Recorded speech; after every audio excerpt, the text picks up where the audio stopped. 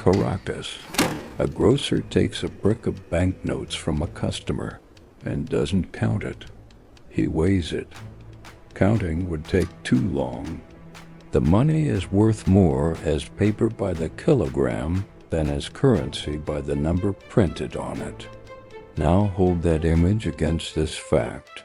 Beneath this country lies more oil than under Saudi Arabia, the largest proven reserves on planet Earth.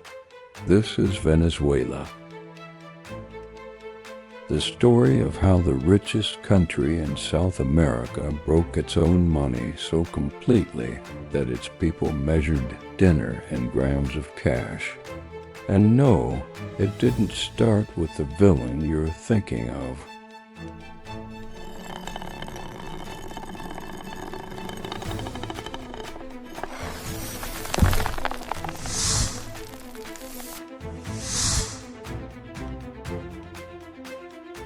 Rewind to the 1970s.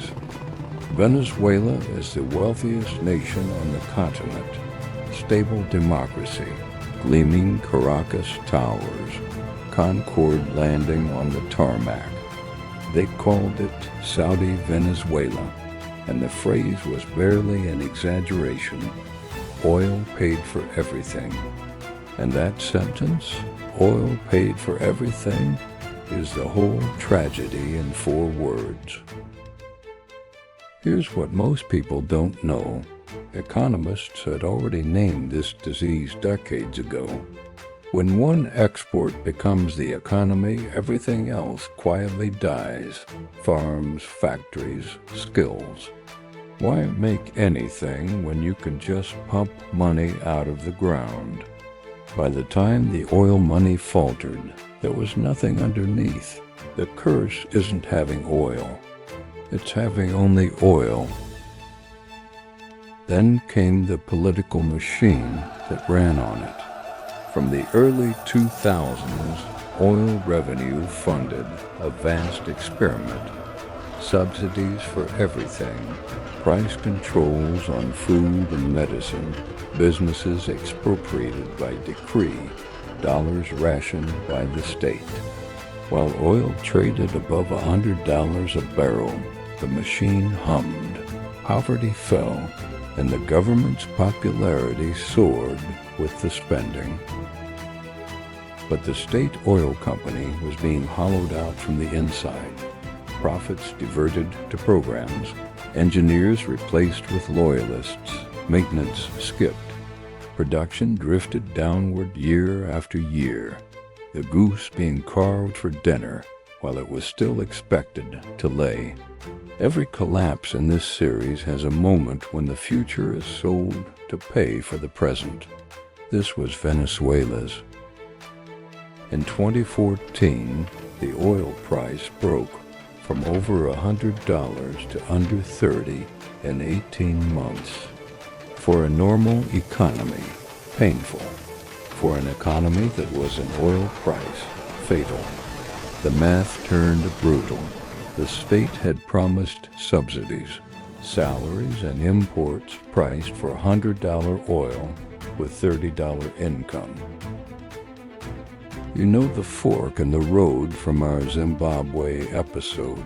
Cut spending, or print. They printed. Quietly at first, then openly, then desperately, the money supply doubling, then doubling faster. Price controls made goods vanish from shelves. The black market became the real market, and inflation crossed from crisis into legend. By 2018, prices were doubling roughly every few weeks. The IMF stopped publishing precise figures. The zeros had stopped meaning anything. This is the chapter where money stops being money. Bolivar notes carpeted gutters, literally not worth bending down for. Artists folded them into handbags and birds and sold the sculptures for more than the face value of the notes inside. Shops weighed cash. Then came the surreal fix every hyperinflation reaches for. In 2018, the government deleted 5 zeros from the currency. 100,000 old bolivars became one new one and gave it a proud new name.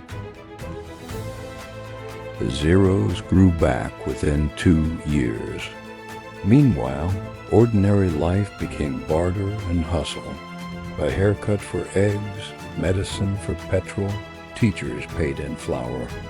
A nurse's monthly salary bought, at the worst point, roughly 1 carton of eggs.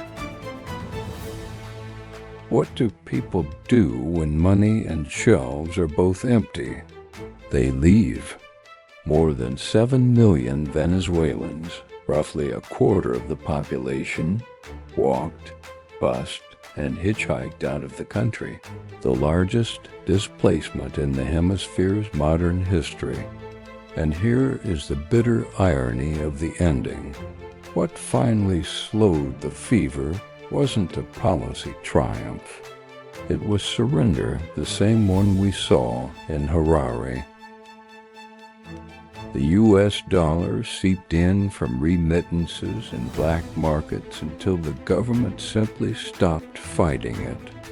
Caracas shops began pricing in dollars. Inflation cooled. A strange, unequal calm returned. The bolivar still exists, technically. Trust in it does not. Ask any grocer with a scale. Venezuela's warning sign is bigger than Venezuela. When one price, one product, one customer, one asset funds everything you depend on, then that price is your economy, and you are one crash away from ruin. It's true for petrostates, and it's true for households and portfolios. Diversification isn't a finance nerd word. It's the immune system of wealth. Tomorrow we jump from oil to something even more combustible. A market where adding 4 letters, .com, to a company's name could double its price overnight, until $5 trillion vanished. A new fortune falls here every day. Subscribe.